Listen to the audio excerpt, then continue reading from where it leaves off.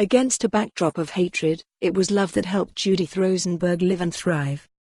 The 97-year-old is Scotland's last remaining Auschwitz survivor, but, despite the horror of the death camps, there is no trace of bitterness as she describes her experience. Instead, the support of her close-knit family and the deep, devoted love of her husband are what shine through as she tells her story. Judith, now living in sheltered accommodation in Giffnock, grew up in a comfortable, middle-class childhood in the town of Győr, in Hungary. Along with her mother, Irene, her father, Zsigmond, and sister, Kati, Judith was also close to her governess, a young orphaned German girl taken in by the Weinberger family. Judith has vivid memories of the woman she calls Nanny and of her first day of school, as well as her father's insistence that German was spoken at home, given how close Győr was to the Austrian border. Zsigmond also ensured his elder daughter learned English and French, which were later to become life-changing skills.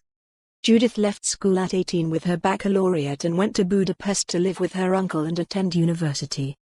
At around the same time, Nanny was forced to leave the family as Germans were forbidden to work for Jewish people.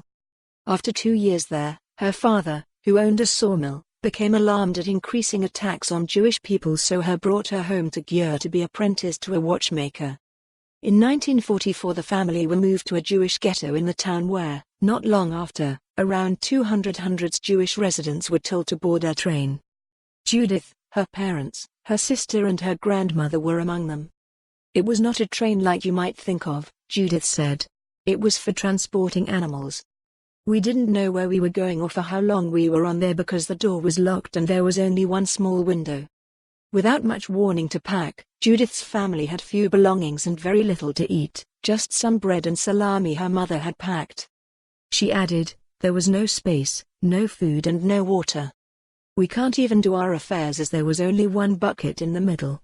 You can hardly believe that now." Father and his friend had to empty it under the door of the wagon.